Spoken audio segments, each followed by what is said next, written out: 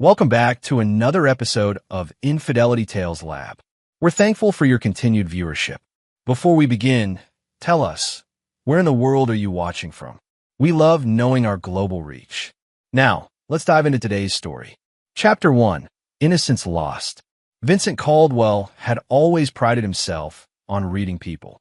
20 years in the Marines, followed by a decade building his security consulting firm from nothing, had taught him to spot deception from a mile away.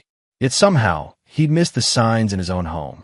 Sophie bounded into his home office that Tuesday evening, her 8-year-old face beaming with pride as she clutched a piece of construction paper. "Daddy, I made this for you." Vincent pushed aside the contracts he'd been reviewing and pulled his daughter onto his lap. The drawing was typical of Sophie's work, stick figures with oversized heads and rainbow-colored clothing. But this one was special. It showed their family, himself, Lydia, and Sophie, all holding hands beneath a bright rainbow. "I love it, sweetie," he said, kissing the top of her blonde head. "Let's hang it up right now." As he stood to place it on the cork board behind his desk, his eye caught something in the corner. Tiny words, written in Sophie's careful print. "I'm sorry." A chill ran down Vincent's spine. "Sophie, what are you sorry for?" His daughter's blue eyes, so much like his own, filled with tears. She pointed at the stick figure representing Lydia. "Mommy says this is the last drawing I'll get to make of you." The words hit Vincent like a physical blow. He knelt down to Sophie's level, keeping his voice steady despite the rage building in his chest. "What do you mean, sweetheart?" "Mommy said, she said you might not live with us much longer. That Uncle Ryan might be my new daddy." Sophie's voice was barely a whisper. "I don't want Uncle Ryan to be my daddy. I want you." Vincent's vision darkened at the edges. Ryan Hoffman, Lydia's tennis instructor, a man who'd been coming to their house for private lessons for the past 6 months. Vincent had trusted his wife, trusted that her sudden interest in fitness was just another of her phases. He pulled Sophie close, inhaling her strawberry shampoo scent while his mind raced. "Listen to me, baby girl. I'm not going anywhere. I promise you that." But even as he comforted his daughter, Vincent was already calculating. He'd built an empire by outthinking his enemies, by being 10 steps ahead of everyone else. If Lydia thought she could blindside him, take his daughter, destroy everything he'd built, she was about to learn exactly who she'd married. After tucking Sophie into bed with extra stories and promises that everything would be okay, Vincent returned to his office. He pulled out a bottle of bourbon and poured himself a generous glass, then opened his laptop. If his wife was planning to leave him, she needed evidence of infidelity, grounds for divorce that would favor her in custody hearings. But Vincent Caldwell hadn't survived 3 tours in Afghanistan and built a multi-million-dollar company by being careless.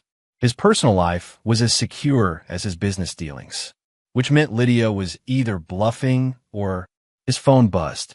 A text from his wife, working late at the club again. "Don't wait up. Hugs and kisses." Vincent checked his watch, 9:30 p.m. The country club closed at 9 o'clock. He opened his laptop and accessed the security system he'd installed throughout their house. Cameras that Lydia didn't know about, hidden in plain sight. Vincent fast-forwarded through the day's footage until he found what he was looking for. There, on his dining room table at 2:17 p.m., his wife was bent over while Ryan Hoffman took her from behind. They were laughing, their voices carrying clearly through the audio. "God, I can't wait until you divorce him," Ryan panted. "Vincent's so uptight, so controlling. You deserve better." "Soon," Lydia gasped. "My lawyer says with the prenup, I need to prove he's mentally unstable or abusive. Just a few more weeks of documenting his violent tendencies, and I'll have enough." Vincent's hand tightened around his glass. Violent tendencies? He'd never laid a finger on Lydia in anger, but she was building a case, manufacturing evidence. He continued watching, his expression growing colder with each passing minute. They discussed their plans in detail, how they'd frame him, how they'd take Sophie, how they'd split his assets. Ryan mentioned his debts, his need for Vincent's money. Lydia talked about selling the house, moving to California with Ryan and Sophie. When the footage ended, Vincent sat in silence. Then he smiled, an expression that would have terrified anyone who knew him during his military days. Lydia had made two crucial mistakes. First, she'd involved his daughter in her deception, using Sophie as a weapon. Second, she'd underestimated exactly what kind of man she was trying to destroy. Vincent Caldwell had killed men with his bare hands in defense of his country. He'd built an empire from nothing and crushed competitors who tried to take it from him. He'd never lost a war, and he wasn't about to start now. But this wouldn't be a quick, clean victory. Lydia and Ryan wanted to play games. Vincent would show them what games really looked like. Chapter 2. Gathering Intelligence. Vincent's security company, Caldwell Protective Services, specialized in corporate espionage and threat assessment. His client list included Fortune 500 companies, government contractors, and individuals who paid premium rates for discretion. What most people didn't know was that Vincent's team included former CIA operatives, ex-special forces, and hackers who could penetrate any system. The morning after Sophie's revelation, Vincent called his most trusted operative, Luis Morales, a former Army Ranger who'd served under Vincent in Afghanistan. Luis now ran the company's digital forensics division. "I need a full workup," Vincent said, sliding a folder across his desk. Ryan Hoffman and Lydia Caldwell. Everything: financial records, communications, medical history, parking tickets. "I want to know what they had for breakfast 3 years ago." Luis raised an eyebrow. Lydia's inclusion wasn't lost on him. "How deep?" "Ocean floor." "And Luis?" "This one's personal." "Understood, sir." 48 hours. 24. While Luis worked his magic, Vincent played the perfect husband. He brought Lydia flowers, took her to dinner at their favorite restaurant, and listened with apparent interest as she complained about her difficult tennis lessons with Ryan. All the while, he was cataloging her lies, noting the tells he'd somehow missed before. Lydia had always been beautiful, the kind of woman who turned heads at every social function. She'd been 22 when they met, fresh out of college and working as a gallery assistant. Vincent had been 35, recently discharged from the military and building his business. Their courtship had been intense, their marriage seemingly perfect. But watching her now, Vincent realized how little he'd actually known his wife. The way she touched her throat when she lied. How her voice pitched slightly higher when she was manipulating him. The practiced innocence in her eyes when she spoke about Ryan. She'd been playing a long game, probably from the beginning. Thursday morning, Luis delivered his report. Vincent read it alone in his office, his coffee growing cold as he absorbed the details. Ryan Hoffman was even more pathetic than Vincent had imagined. 31 years old, 2 failed businesses, $127,000 in gambling debts to some very unpleasant people in Atlantic City. His tennis instruction was barely covering his minimum payments. The man was desperate, exactly the kind of weakness Lydia would exploit. But it was the information about his wife that truly surprised Vincent. Lydia hadn't just stumbled into infidelity. She'd been planning this for over a year, systematically documenting everything Vincent did that could be construed as controlling or aggressive. She'd secretly consulted with 3 different divorce attorneys, shopping for the one who'd be most aggressive in pursuing his assets. Most damning of all, she'd been slowly poisoning Sophie against him.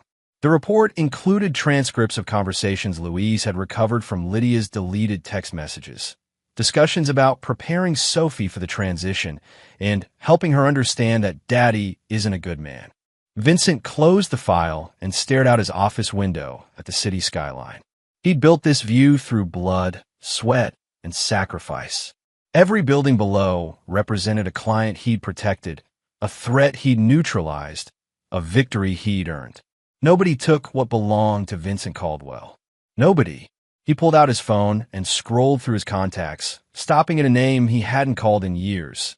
Detective Patricia Grove, now retired but still well-connected in the justice system. Patricia owed Vincent several favors from cases where his company had provided crucial intelligence. "Patricia, it's Vincent Caldwell. I need to discuss a custody matter." Hypothetically speaking, of course. By the end of the conversation, Vincent had a clear understanding of how family court worked, what evidence carried the most weight, and which judges were most sympathetic to fathers who'd been victimized by manipulative spouses. Next, he called his business attorney, Marcus Webb. Marcus had been handling Vincent's legal affairs for 8 years and knew better than to ask unnecessary questions. "I need you to prepare something for me," Vincent said. "A comprehensive post-nuptial agreement. Very specific terms regarding adultery, false accusations, and parental alienation." "And Marcus? I need it to look like Lydia's idea." "That's complex." "What's the scenario?" "Marriage counseling. She'll suggest updating our legal arrangements as a sign of commitment. You'll draft something that appears favorable to her, but actually gives me every advantage if she violates the terms." "Vincent, if this is what I think it is, then I'm not asking for anything illegal. Just creative." That evening, Vincent sat across from Lydia at dinner, watching her perform her role as the loving wife. Sophie chattered about school between bites of pasta, oblivious to the war being waged around her. "I've been thinking," Lydia said, her voice carefully casual. "Maybe we should try couples counseling, just to make sure we're communicating properly." Vincent nodded thoughtfully. "That's a wonderful idea. I know exactly the person, Dr. Amanda Rivera. She specializes in high-conflict marriages." What Vincent didn't mention was that Dr. Rivera was also a former client who understood the value of discretion and detailed documentation. "And maybe," Vincent continued, "we should look at updating our legal arrangements too. Show our commitment to making this work." Lydia's eyes lit up, exactly as Vincent had predicted. "You mean like a post-nup?" "Something like that. I'll have Marcus draft something fair for both of us." As his wife smiled and agreed, Vincent felt the familiar calm that came before action. The pieces were falling into place. Soon, Lydia and Ryan would discover what happened when they tried to destroy a man who'd spent his life destroying threats. But first, he needed to secure Sophie's loyalty, not through manipulation like Lydia was attempting, but through truth. Chapter 3. Setting the Foundation. Friday evening, Vincent took Sophie to their favorite ice cream shop, just the two of them. As she attacked a sundae nearly as big as her head, he studied his daughter's face. She had his determination, but Lydia's delicate features, a combination that would serve her well in life if she learned the right lessons. "Sophie, do you remember what you told me about Mommy's drawing comment?" She nodded, suddenly serious. "She said you might not live with us anymore. How would you feel if that happened?" "Sad. Really, really sad." Sophie's spoon paused halfway to her mouth. "Daddy, are you and Mommy going to get divorced like Taylor's parents?" Vincent chose his words carefully. "Sometimes grown-ups make mistakes, sweetheart, and sometimes they have to face consequences for those mistakes. But I want you to know something important. No matter what happens between Mommy and me, I will always be your father. I will always love you, and I will always fight to protect you. But what if Mommy says I can't see you? Then Mommy would be wrong, and Daddy is very good at proving when people are wrong." The next week passed in a carefully choreographed dance. Vincent attended marriage counseling sessions with Lydia, playing the role of the confused husband trying to save his marriage. Dr. Rivera documented every session, noting Lydia's subtle attempts to paint Vincent as controlling and volatile. Meanwhile, Vincent's team worked around the clock. Luis had placed surveillance on Ryan, documenting his gambling, his meetings with loan sharks, his increasingly desperate attempts to find money. Vincent's financial investigator traced every transaction in Lydia's accounts, uncovering her secret apartment rental in Manhattan, the love nest where she'd been meeting Ryan twice a week. But Vincent's most devastating discovery came from an unexpected source: Sophie's tablet. Children's devices were often overlooked in security assessments, but Vincent had installed monitoring software on all family electronics years ago. Reviewing Sophie's recent activity, he found something that made his blood run cold. Lydia had been recording their private conversations, father-daughter moments twisted into evidence of psychological manipulation. She'd edited clips to make Vincent's protective warnings sound threatening, his expressions of love sound possessive. Worse, she'd been coaching Sophie on what to say during the eventual custody evaluation. The recording showed Lydia teaching their 8-year-old daughter to lie about feeling scared of Vincent, to claim he had a bad temper, to say she'd rather live with Uncle Ryan. Vincent listened to these recordings alone in his office, his hands steady despite the rage coursing through him. Lydia wasn't just betraying him. She was psychologically abusing their daughter, turning Sophie into a weapon in her war against her own father. That night, Vincent made a decision that would have shocked anyone who thought they knew him. He wasn't going to expose Lydia's plan. He wasn't going to confront her or try to reason with her. He was going to let her proceed exactly as planned, and then destroy her so completely that she'd spend the rest of her life regretting the day she'd chosen to make Vincent Caldwell her enemy. The postnuptial agreement was ready by Tuesday. Marcus had outdone himself, creating a document that appeared to heavily favor Lydia, while actually containing clauses that would trigger devastating penalties if she violated its terms. The adultery clause alone would cost her everything: custody, assets, even spousal support. She'll sign it, Vincent told Marcus during their final review. She thinks she's smarter than me, and if she doesn't, she will. Lydia's greed always outweighs her caution. That evening, Vincent presented the agreement to Lydia during their romantic dinner at home. Sophie was at a sleepover, giving them privacy for their performance. Marcus outdid himself, Vincent said, pouring Lydia a glass of her favorite wine. This protects both of us, but honestly, it's probably more generous to you than I should be.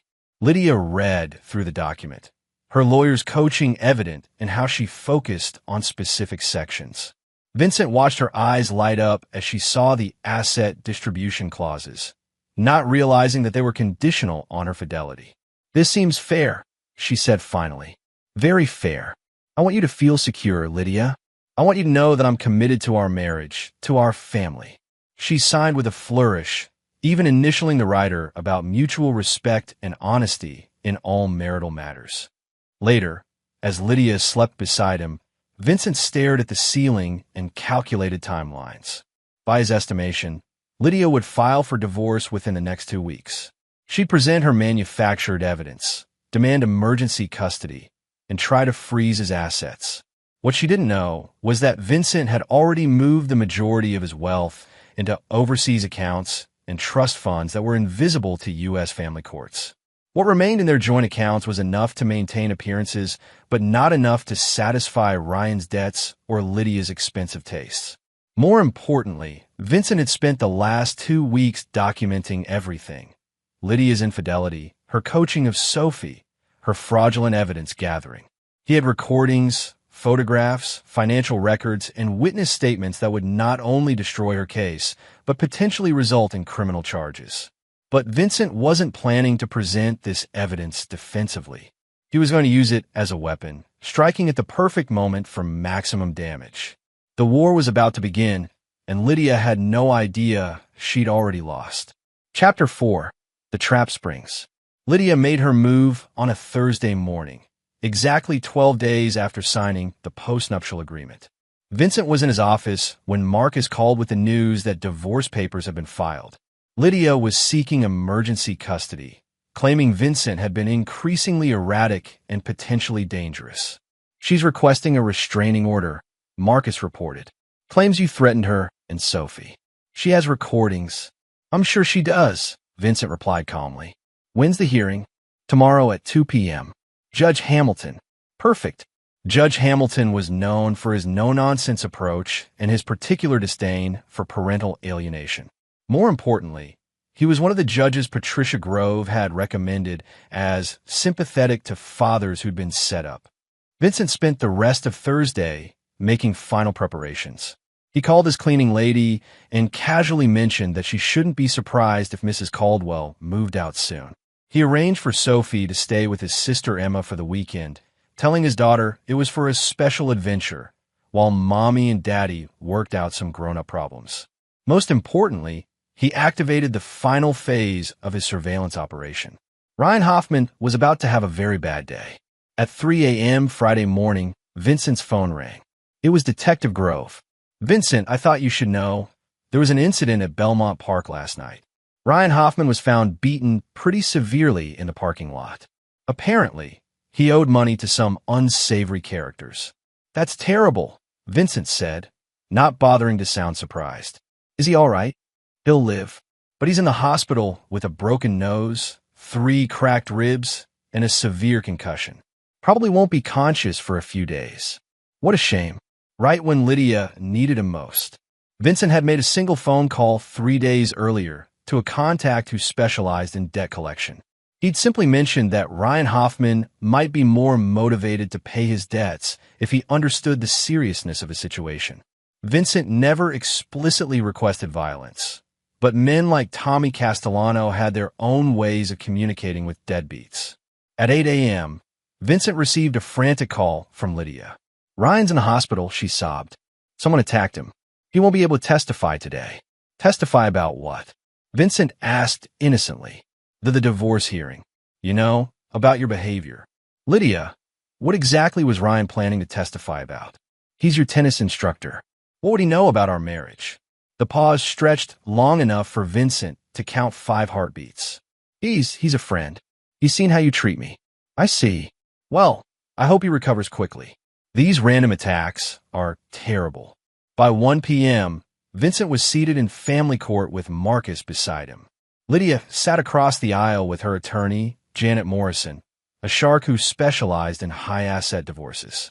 Lydia looked confident despite Ryan's absence, clearly believing her manufactured evidence would be enough.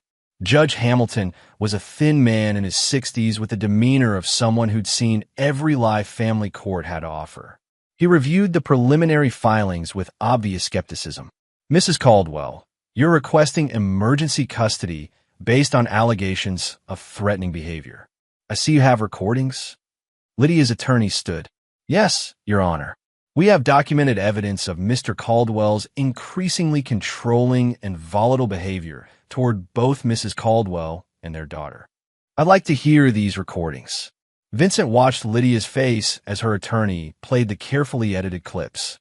To someone unfamiliar with the context, Vincent's voice did sound harsh, especially when discussing consequences and protection. The clips were skillfully edited to remove context and emphasize perceived threats. "Mr. Caldwell," Judge Hamilton said, "do you recognize these recordings?" "I do, Your Honor. They're from conversations with my daughter about safety and appropriate behavior. However, they've been heavily edited to remove context. Do you have the full recordings?" Vincent smiled. "As a matter of fact, I do." Marcus stood and approached the bench with a thick folder. "Your Honor, Mr. Caldwell Security Company maintains comprehensive audio and video surveillance of their home for security purposes. We have the complete, unedited versions of these conversations, plus additional material that provides crucial context." Judge Hamilton's eyebrows rose. "Additional material?"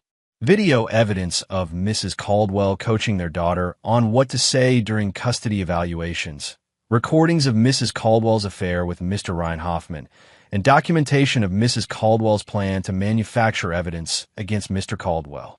The courtroom fell silent.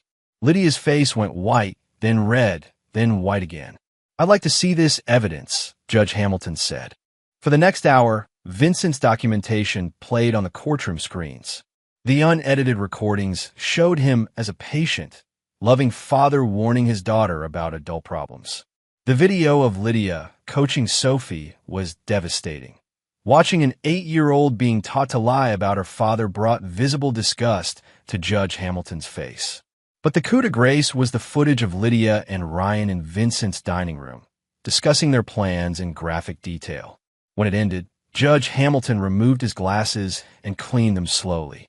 "Mrs. Caldwell, do you care to explain what I just witnessed?" Lydia's attorney whispered frantically in her ear, but Lydia seemed incapable of speech. "Furthermore," Judge Hamilton continued, "I note that you signed a postnuptial agreement just 2 weeks ago that specifically addresses adultery and parental alienation. Were you aware of these clauses when you signed?" I didn't. The agreement isn't. The agreement appears quite clear, Mrs. Caldwell." "Mr. Caldwell, what are you seeking in these proceedings?" Vincent stood slowly. "Your Honor, I want full custody of my daughter, with supervised visitation for Mrs. Caldwell pending psychological evaluation. I want enforcement of our postnuptial agreement, including the penalty clauses for adultery and parental alienation. And I want Mrs. Caldwell investigated for filing false police reports and attempting to suborn perjury from a minor child. Judge Hamilton nodded grimly. Emergency custody is granted to Mr. Caldwell. Mrs. Caldwell, you'll have supervised visitation 2 hours per week until a full psychological evaluation is completed. I'm also referring this matter to the district attorney's office for potential criminal charges. Lydia finally found her voice. This isn't over, Vincent. You can't destroy me like this.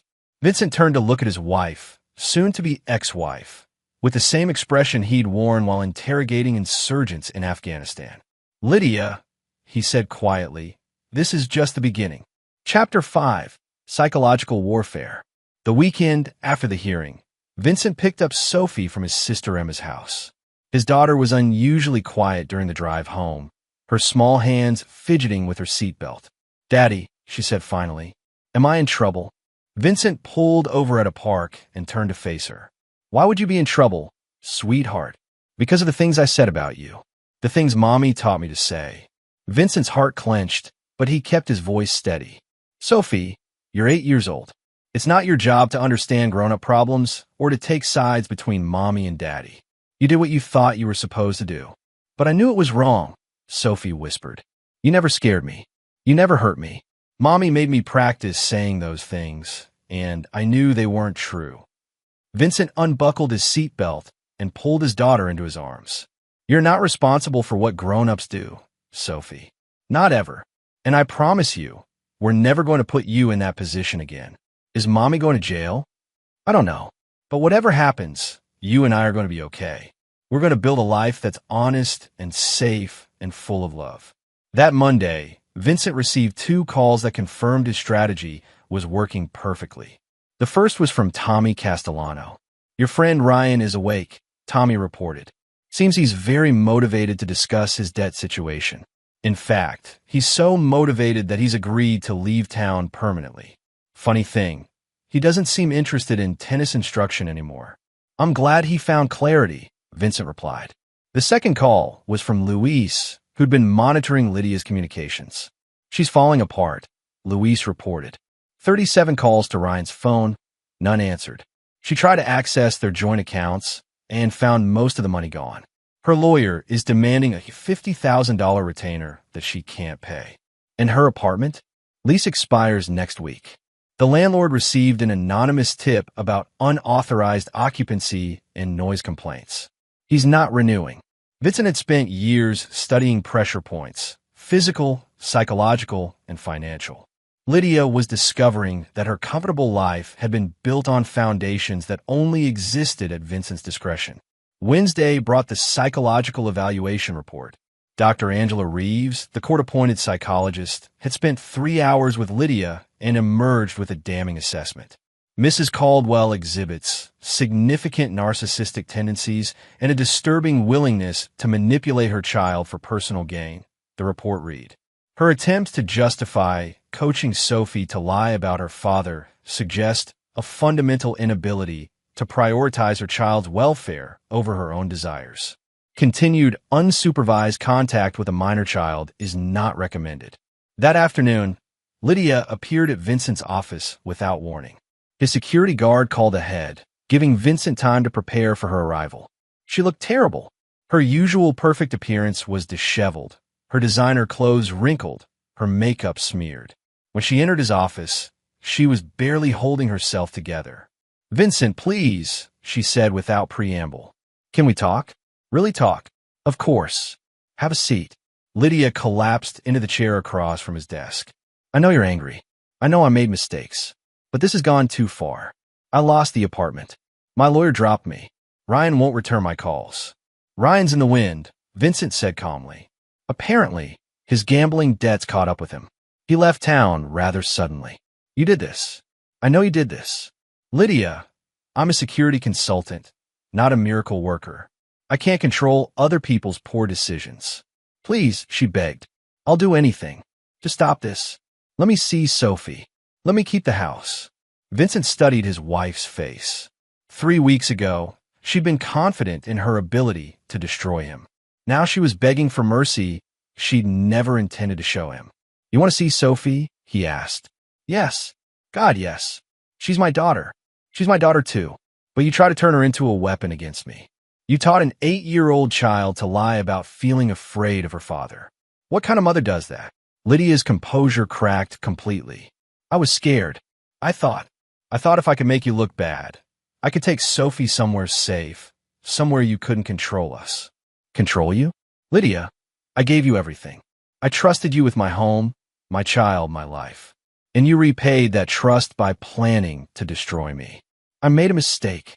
No, Vincent said, his voice dropping to barely above a whisper. A mistake is forgetting to pick up groceries. A mistake is being late for dinner. You orchestrated a campaign to alienate my daughter from me, to frame me as an abuser, to steal everything I've built. That wasn't a mistake, Lydia. That was war. What do you want? What will it take? Vincent stood and walked to his window. The city stretched out below him, his city, his domain. I want you to understand something, Lydia. You declared war on the wrong man. I spent my life dealing with people who threaten what I protect. I've never lost, and I've never shown mercy to anyone who tried to harm my family.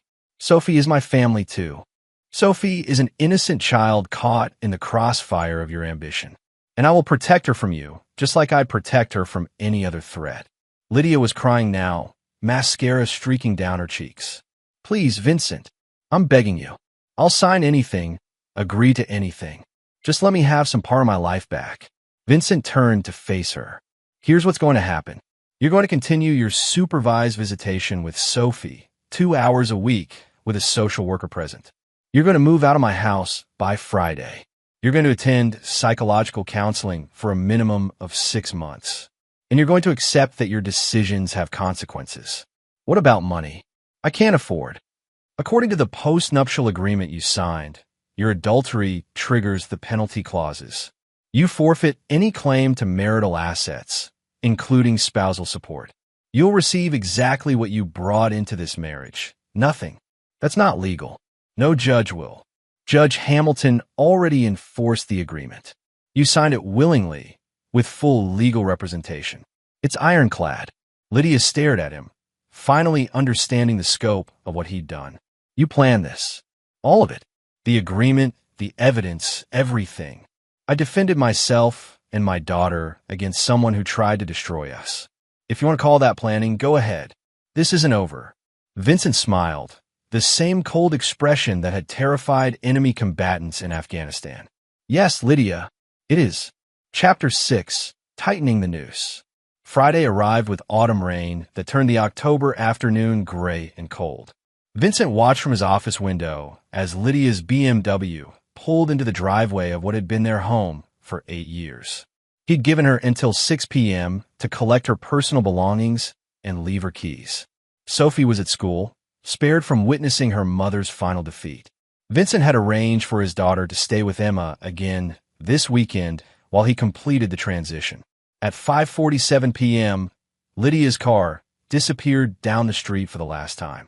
Louise appeared in Vincent's doorway with a tablet in hand. Final security sweep is complete. She took clothes, jewelry, and some photographs. Left everything else, including the items that legally belonged to her family. Interesting choice, Vincent mused. Lydia's grandmother's china, her mother's paintings, photo albums spanning Sophie's entire life, all abandoned in her haste to escape. There's more, Louise continued. Her mother called 3 times while she was packing. Lydia never answered. Vincent wasn't surprised. Lydia's parents had always disapproved of her marriage to Vincent, considering him beneath their social status. But they tolerated him for the financial security he provided their daughter. Now that security was gone, and Lydia would have to face their disappointment along with everything else. Monday brought news that both satisfied and concerned Vincent. Detective Grove called with an update on the district attorney's investigation. They're moving forward with charges, she reported. Filing false reports, attempted perjury, and child endangerment. The evidence you provided makes it an easy case. Timeline: arrest warrant should be issued within the week. Vincent, are you sure you want to go this far? She's still Sophie's mother. Vincent stared at Sophie's latest drawing, hanging in the place of honor on his office wall. This one showed just the two of them holding hands in front of a house with a rainbow overhead. No apology written in the corner this time. Patricia, What kind of message does it send to Sophie if I let someone who tried to psychologically abuse her face no consequences? What kind of man would I be if I allowed anyone, to threaten my daughter's well-being without responding? Understand. Just make sure you can live with this. I've lived with worse. That evening, Vincent picked up Sophie from school and took her to their favorite restaurant. Over dinner, he explained that Mommy wouldn't be living with them anymore, but that they'd still see each other during special visits. "Are you sad, Daddy?" Sophie asked, studying his face with 8-year-old intensity. "I'm sad that things happened the way they did," Vincent said honestly. "But I'm not sad that it's just you and me now. We're going to have great adventures together. Can we get a dog?" Vincent laughed, the first genuine laugh he'd had in weeks. "We can definitely get a dog." Wednesday brought the news Vincent had been expecting. Luis burst into his office with unusual excitement. "She's been arrested," Luis announced. "Picked her up at her mother's house in Connecticut."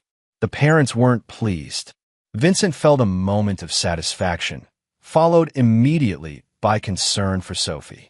His daughter would hear about this, probably at school, where children always knew more than adults expected. "Luis, I want you to prepare a security assessment for Sophie's school. If any reporters or social workers try to approach her, I want to know immediately." "Already done. I've also reached out to that private school you mentioned, Riverside Academy.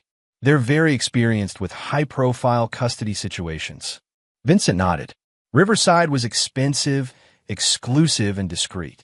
Sophie would get an excellent education, surrounded by children whose families understood the value of privacy. Thursday evening brought an unexpected visitor. Vincent was helping Sophie with homework when his security system announced a car in the driveway.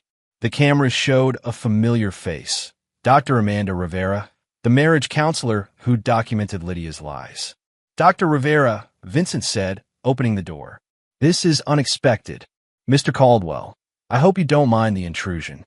I want to speak with you about Sophie's well-being during this transition." They spoke in Vincent's study while Sophie finished her homework in the kitchen.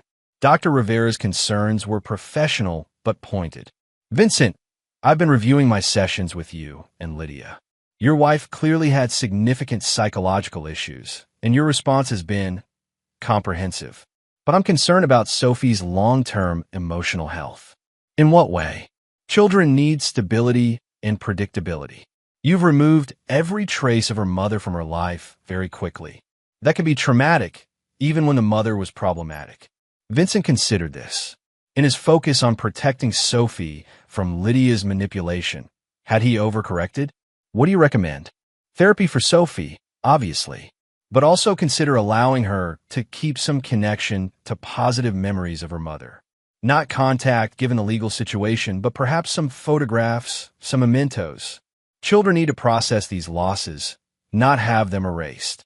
That night, after Sophie was asleep, Vincent retrieved the photo albums Lydia had abandoned. He spent an hour looking through pictures of birthday parties, Christmas mornings, family vacations. In many of them, Lydia looked genuinely happy, genuinely loving towards Sophie. The woman who'd tried to destroy him had also been the woman who'd sung lullabies to their daughter, who'd bandaged scraped knees and read bedtime stories. Sophie deserved to remember that version of her mother, even if that woman was gone. Vincent selected several dozen photographs and had them professionally mounted in a new album. On the first page, he wrote, "Memories of Mommy and Sophie's happy times." Friday afternoon, Lydia's bail hearing made the local news. Vincent watched the coverage with grim satisfaction as reporters described the charges against the prominent socialite. Lydia's arrest photo showed her disheveled and desperate, a far cry from the confident woman who'd signed divorce papers 3 weeks earlier. But Vincent's satisfaction was tempered by something unexpected, Sophie's reaction. His daughter had been unusually quiet since seeing the news coverage at a friend's house. That evening, she approached him with tears in her eyes. "Daddy, is Mommy in jail because of me?" Vincent knelt down and pulled Sophie into his arms. "No, sweetheart. Mommy is facing consequences for choices she made, adult choices that had nothing to do with you. But if I hadn't told you about the drawing, Sophie, listen to me. You told me the truth, and truth is always the right choice. What happened to Mommy happened because of what Mommy did, not because you were honest with your father. As Vincent comforted his daughter, he realized that his war with Lydia had produced unexpected casualties. Sophie would grow up knowing her mother was a convicted criminal. She'd have to explain to friends why she only saw her mother during supervised visits. She'd carry the psychological scars of being caught between her parents' conflict. Vincent had won the war, but victory came with a price that would last long after Lydia served her sentence. Chapter 7. The Final Gambit. 3 months after Lydia's arrest, Vincent received a call that changed everything. Sophie was at Riverside Academy, thriving in her new environment, when Janet Morrison, Lydia's former attorney, requested a meeting. "I know this is unusual," Morrison said over the phone, "but I think we need to discuss your wife's situation. There's been a development." They met at Morrison's office downtown, a sleek space designed to intimidate opposing counsel. But Morrison seemed subdued, almost apologetic. "Vincent, I need to be direct with you. Lydia's psychological evaluation in prison has revealed some troubling information. She's been diagnosed with borderline personality disorder and severe narcissistic traits. The doctors believe she was experiencing a psychotic break during the period when she was planning the divorce." Vincent said nothing, waiting for the real reason for this meeting. "The thing is," Morrison continued, "the prosecution is considering a plea deal. Psychiatric treatment instead of prison time. But there's a condition. They want assurance that Sophie won't be in danger if Lydia returns to society." "Sophie is never going to be in danger from her mother again," Vincent said flatly. "I believe you.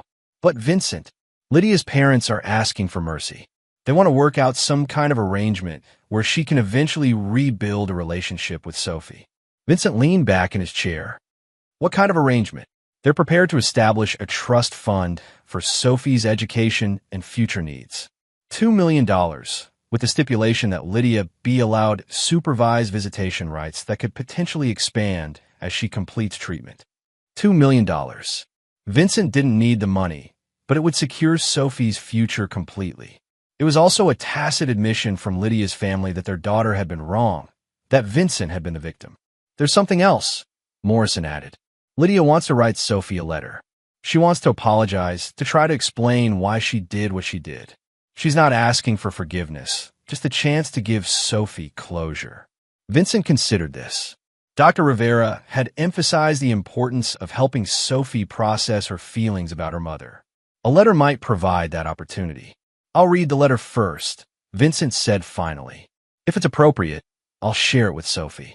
As for the visitation, we'll see how she does in treatment." That evening, Vincent sat in his study with Lydia's letter. Her handwriting was shaky, her words carefully chosen.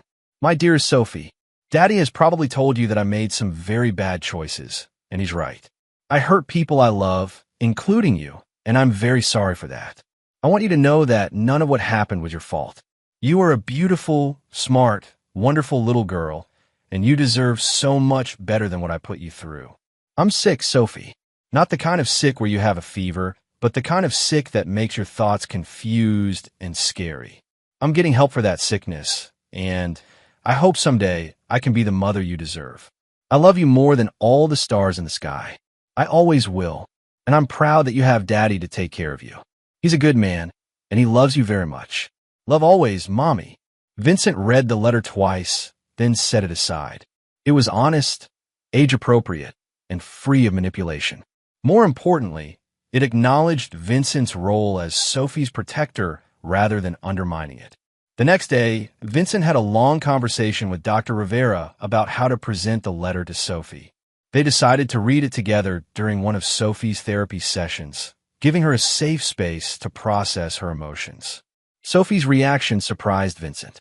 After Dr. Rivera finished reading the letter, his daughter was quiet for a long time. Then she looked up at Vincent with those serious blue eyes. "Daddy, can I write her back? What would you want to say?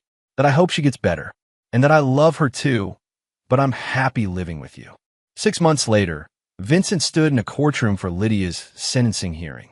She'd pleaded guilty to all charges in exchange for a sentence of 1 year in a psychiatric facility, followed by 5 years of supervised probation. Lydia looked different, thinner, older, but somehow more present than she'd been during their marriage. When Judge Hamilton asked if she had anything to say before sentencing, she stood and turned toward Vincent. "Your Honor, I'd like to apologize to my former husband and my daughter. I put them through hell because of my own mental illness and selfishness. Mr. Caldwell was right to protect Sophie from me, and I hope someday I can earn back a small part of their trust." Vincent said nothing, but he noticed that Lydia no longer referred to herself as Sophie's mother. She'd accepted that her actions had cost her that title. After the hearing, Lydia's parents approached Vincent in the hallway.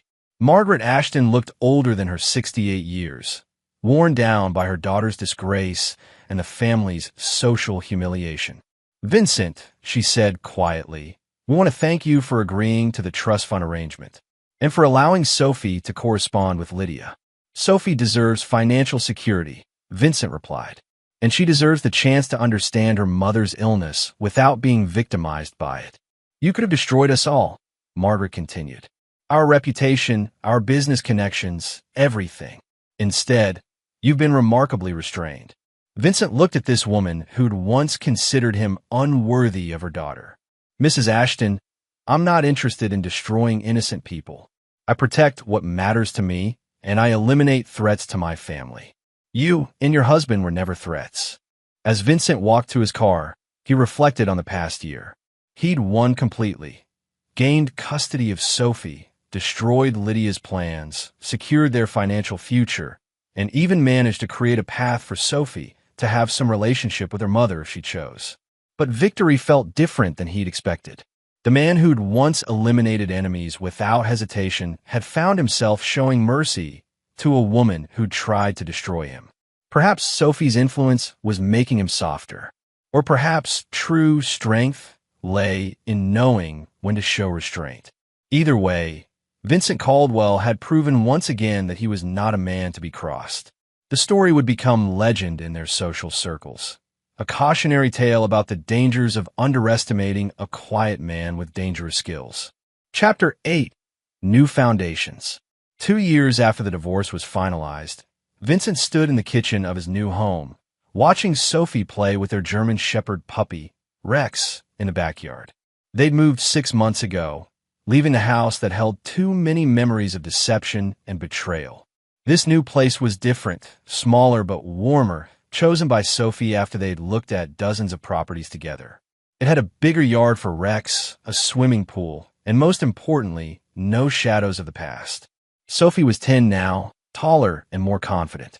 The timid little girl who'd apologized through her drawings had grown into a thoughtful young woman who spoke her mind and trusted her instincts.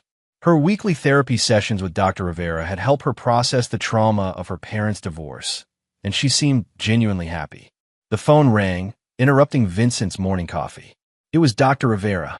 "Vincent, I wanted to discuss Sophie's latest evaluation.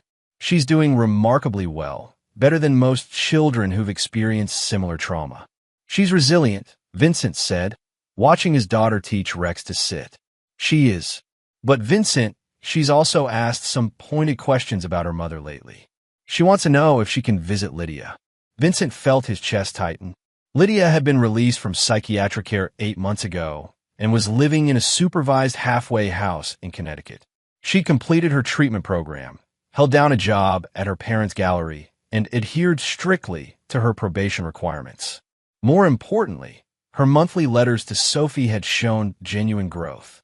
Gone was the manipulative woman who tried to turn their daughter into a weapon. In her place was someone who seemed to understand the harm she'd caused and was genuinely committed to change. "What's your professional opinion?" Vincent asked. "I think it could be beneficial for Sophie. She needs to see her mother as a real person, not just a villain from her childhood, but it would have to be carefully supervised and controlled." That evening, Vincent sat down with Sophie after dinner. She was reading a book about horses, her latest obsession, while Rex slept at her feet. "Sophie, Dr. Rivera says you've been asking about visiting Mommy." She looked up from her book, her expression serious. "I've been thinking about her. I know she did bad things, but I still love her. Is that wrong?" Vincent's heart ached for his daughter's confusion. "It's not wrong to love someone even when they've hurt you, sweetheart. Love doesn't just disappear because someone makes mistakes. Do you still love her? The question caught Vincent off guard. Did he still love Lydia? The woman who'd betrayed him was gone, replaced by someone who seemed genuinely remorseful. But love? That had died the moment he'd discovered her deception. I care about her as your mother, he said carefully.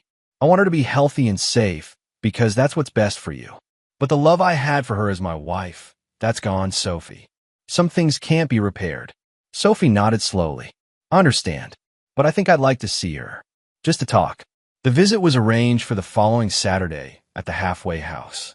Vincent drove Sophie to Connecticut, both of them nervous for different reasons.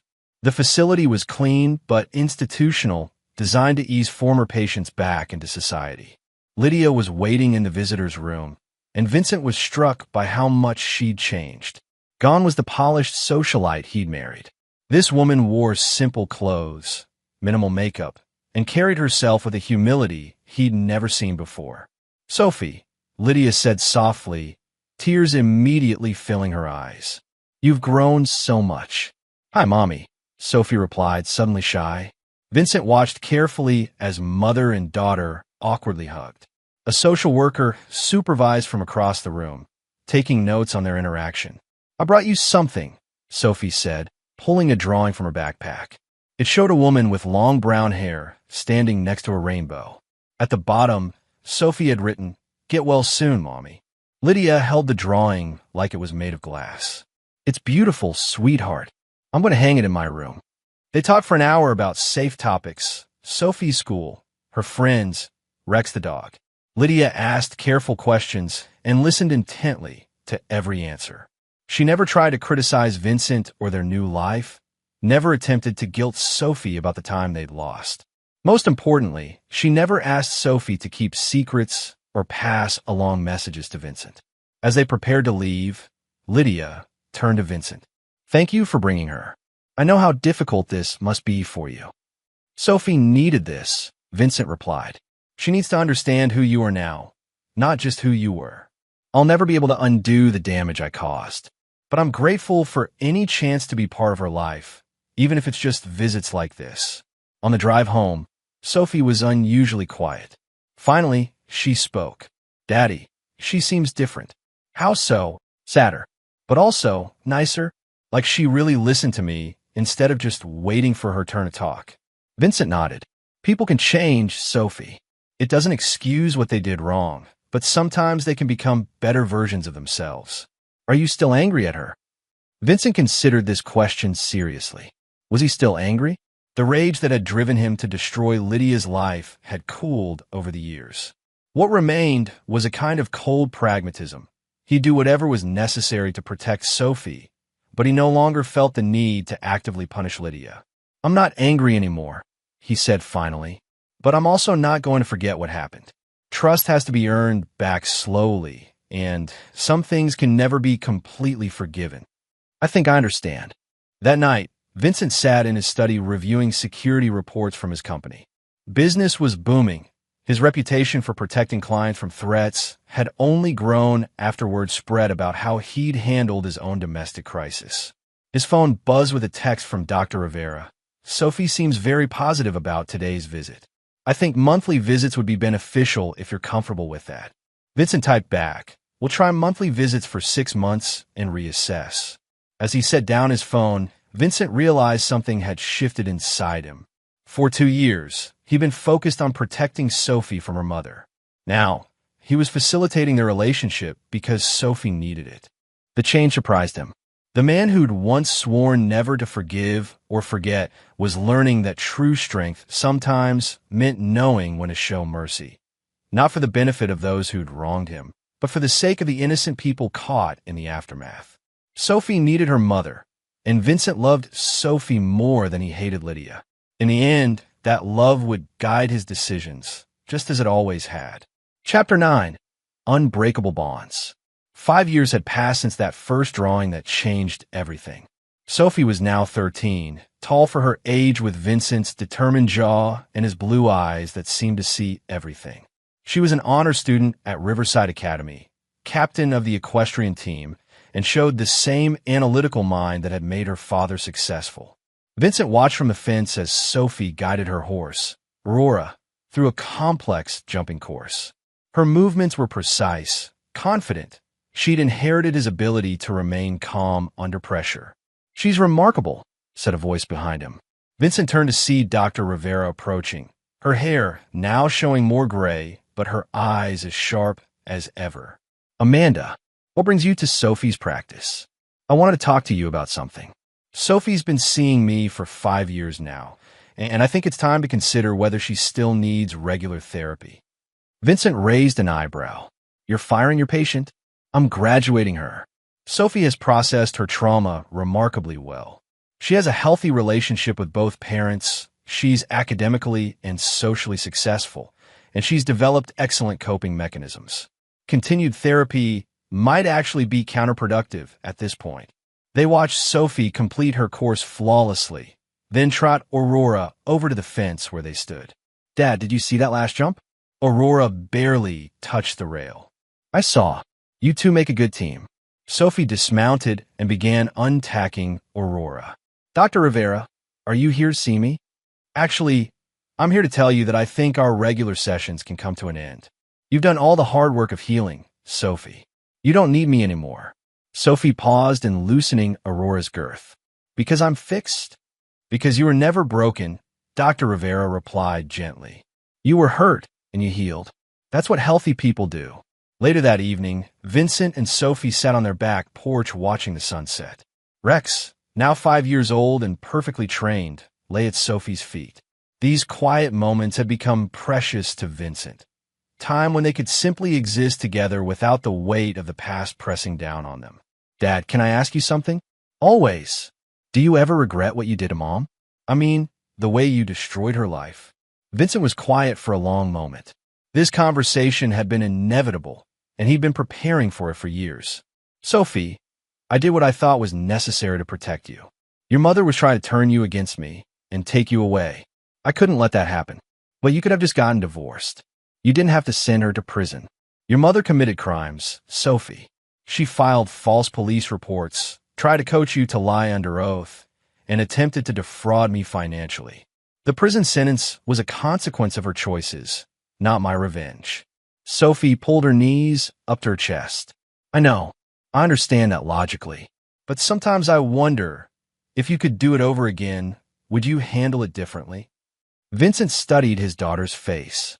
She was asking whether he was the kind of man who destroyed people unnecessarily, whether his love for her had made him cruel. "If your mother had simply asked for a divorce, we could have worked out custody arrangements like civilized adults. If she'd been honest about her feelings about Ryan, about wanting a different life, I would have been hurt, but I would have tried to do what was best for you. But she didn't do that. No, she declared war on me, Sophie. She tried to take you away using lies and manipulation. And once someone declares war on Vincent Caldwell, he let the sentence hang in the air. You destroy them completely," Sophie finished. "I protect what matters to me. Always. Without exception." Sophie was quiet for several minutes, processing this. "The kids at school sometimes talk about you. They say you're scary, that their parents warn them not to cross the Caldwell family." Vincent felt a chill. "And what do you think about that?" "I think you're the safest person I know to love, because you do anything to protect the people you care about. But I also think you're the most dangerous person to betray." Her words were spoken matter-of-factly, without fear or judgment. Sophie understood exactly who her father was and had made peace with it. "Does that frighten you?" Vincent asked. "No, it makes me feel safe. But Dad, I also think Mom has suffered enough.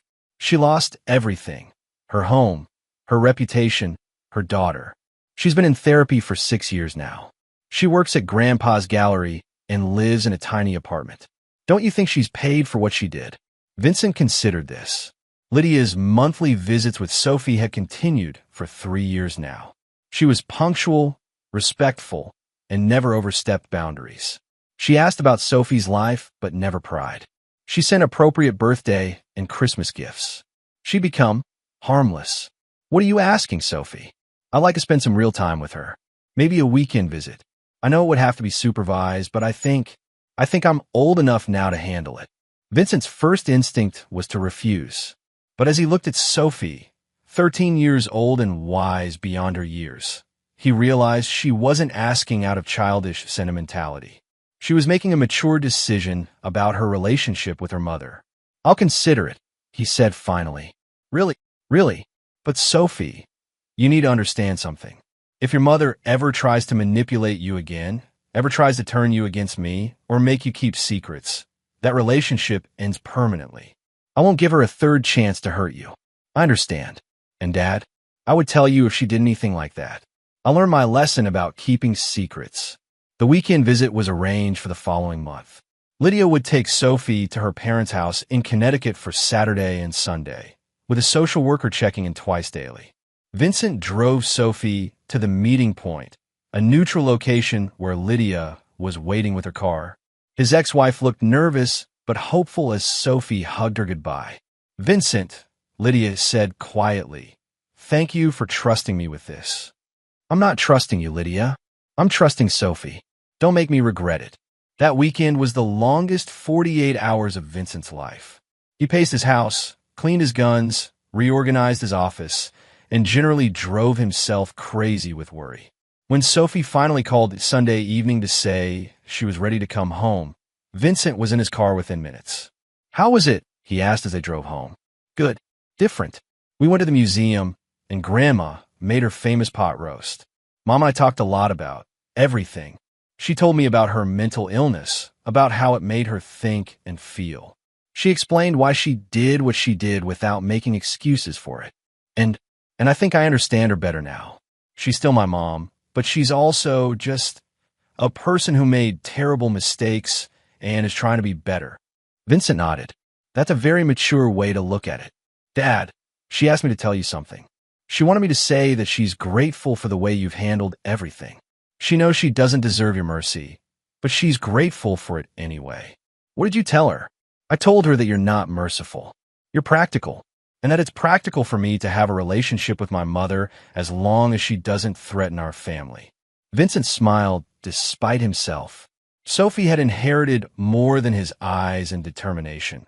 She'd inherited his ability to see situations clearly, without sentiment clouding her judgment. That night, as Vincent tucked Sophie into bed, a ritual they'd maintained despite her protests that she was too old, she looked up at him with those serious blue eyes. "Dad, I want you to know something. I love Mom, and I'm glad I can have a relationship with her. But you're my hero. You're the one who protected me when I needed protection. You're the one who taught me to be strong and honest and brave. You're the parent I want to be like when I grow up." Vincent felt his throat tighten with emotion. "Sophie, you're already everything I could have hoped for in a daughter. You're kind without being weak, strong without being cruel, and smart without being arrogant. You're better than I ever was. I learned from the best." As Vincent turned off Sophie's light and closed her door, he reflected on the journey that had brought them here.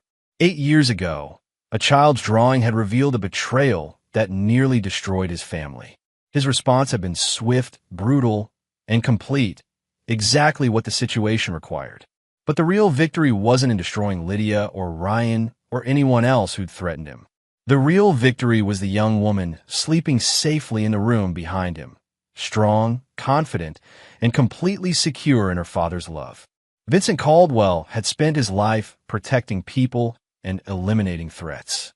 But his greatest achievement would always be raising a daughter who understood the difference between strength and cruelty, between justice and revenge. Sophie would never need anyone to fight her battles for her.